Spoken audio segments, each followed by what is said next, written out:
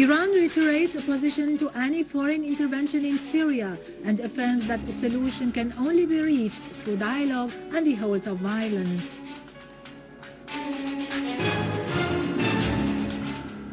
The establishment of more settlement units is announced in occupied Jerusalem as storming operations continue.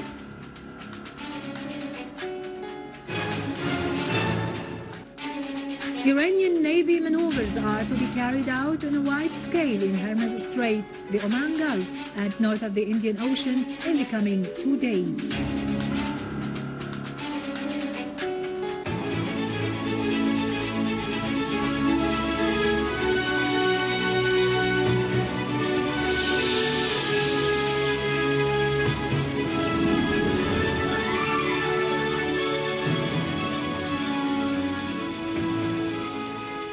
Good afternoon, this is Irado Krikorian with the news in English. Iran renewed its attitude, which rejects foreign intervention in Syria's internal affairs. The spokesman for the Iranian Foreign Ministry, Ramin Mahmoudparast, reiterated his country's opposition to the attempts of the Western countries to meddle in the Syrian internal affairs. Mahmoudparast stressed that solving the crisis in Syria depends on ending violence, holding national dialogue and elections with regional cooperation. He said that violence and instability in Syria is the purpose of the Western countries, adding that officials of the region's countries should be cautious not to pave the way for military intervention in the region by countries that support the Zionist entity.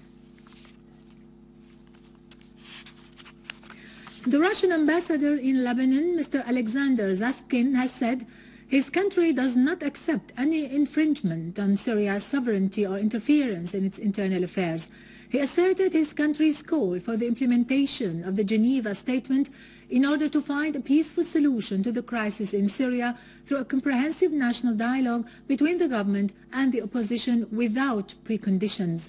In a televised interview today, Zaskin said, the Syrian opposition is the side that obstructs dialogue and the implementation of the Geneva Statement.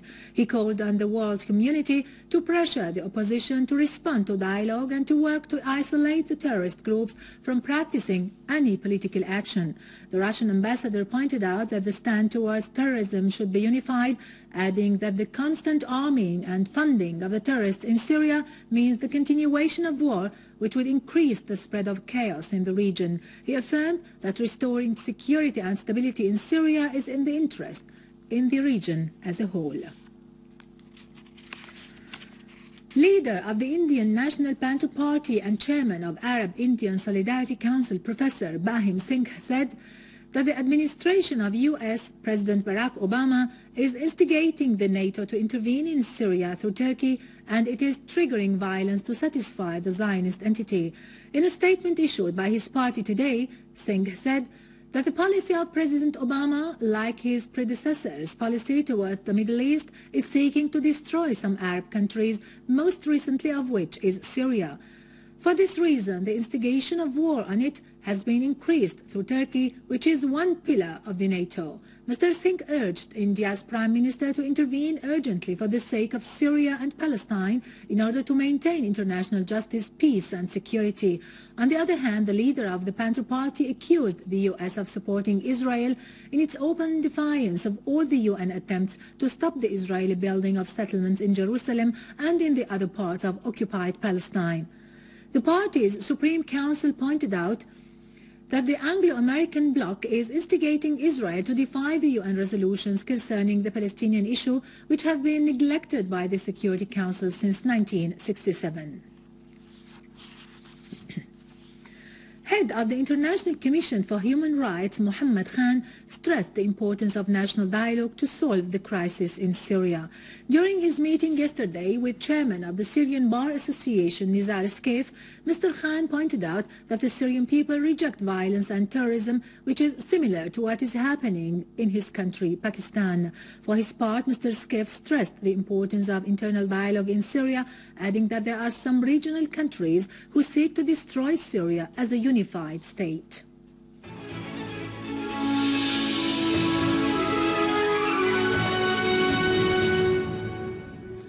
In a fresh defiance of the international community's condemnation of the intensive settlements construction steps north of occupied Jerusalem and the West Bank, the Israeli occupation authorities have ratified the establishment of 940 new settlement units in occupied Jerusalem.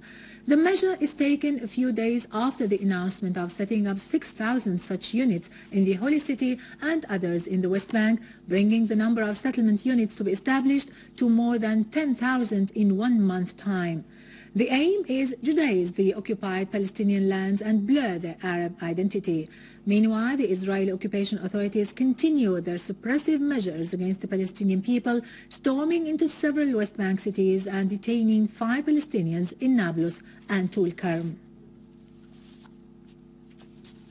Egyptian Communications and Information Technology Minister Hani Mahmoud has announced his resignation today. He pointed out that after 30 years of working at international companies, he can no longer cope with the government culture and ethics, especially under the current circumstances and political regime. He added that he will serve his country, but from outside the governmental framework.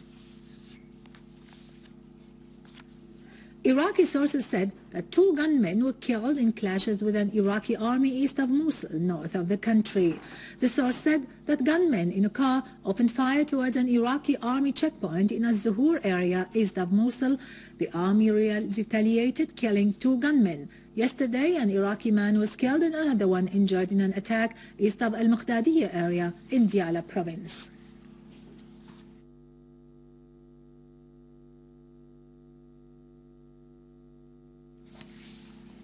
The General Commander of the Iranian Navy, Admiral Habibullah, announced that his country will begin large-scale military maneuvers on the 28th of this month, which will last for 6 months in Hormuz Strait and Oman Gulf.